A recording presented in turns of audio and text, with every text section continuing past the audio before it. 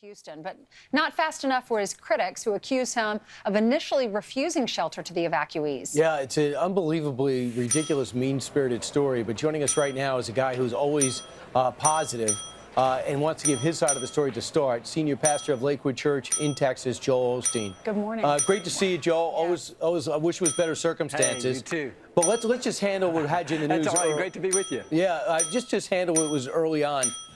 People are saying that you closed your doors when the people of Houston wanted you to open them and use it as a shelter. In fact, this is one tweet that came out from Allie. She writes this: "Worth noting that some of their parking is underground, but they could still drop people off at the door easily." Another tweet said, "Really hope the reports on Joel Osteen aren't true. People have lost everything. Open up your church to show people God's love." What's your reaction to some of these people who said you have your doors closed?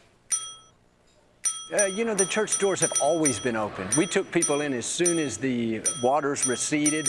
There's a big shelter just down the street, maybe 4 miles, where, you know, they have thousands and thousands of people, but they've always been open. This is what Lakewood is all about. And, you know, some of those people that, you know, make some of those comments is they don't realize that the church was flooded. The church flooded before in 2001.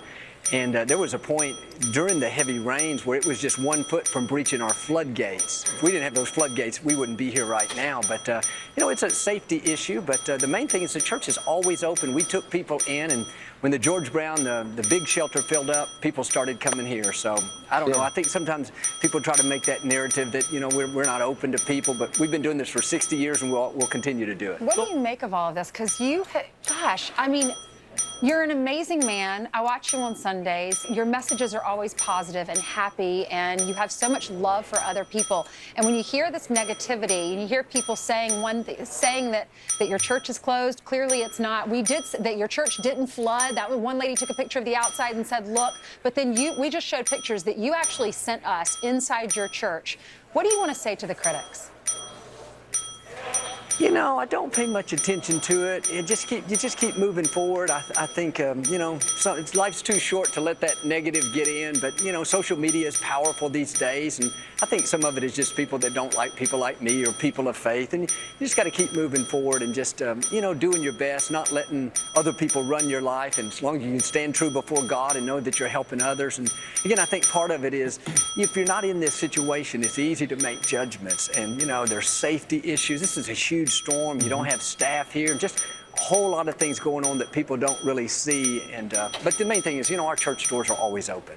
Joel, in retrospect, do you have any regrets? One of the criticisms of megachurches sometimes is they're very focused on the souls, but not all the time on the communities that surround them. Any regrets that you weren't more proactive at the beginning?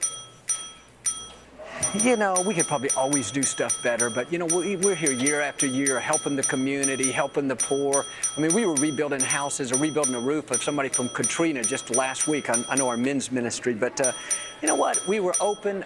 Again, this was a huge storm. This building was, is in potential of being flooded like it did, 16 years ago. But, I try to just keep running my race and doing what I'm called to do, and that's lift people's spirits and be a blessing. And that's what we're seeing today, just thousands of Houstonians helping others. Pastor Osteen, so many of our viewers, they watch you, and they're concerned for your family, too. How did this affect you, your house, and what about some of your staffers? I understand some of your staffers were underwater, their homes are underwater.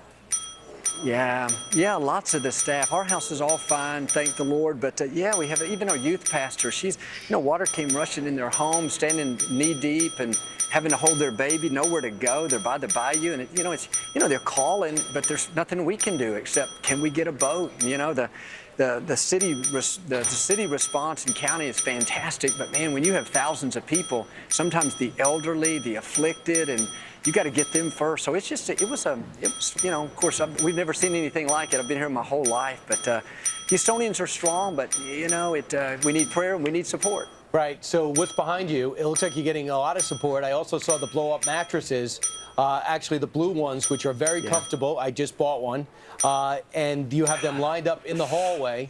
So what could be, if people are looking around or they're stuck in Port Arthur where it got flooded, what do you say to them? Can they come to you?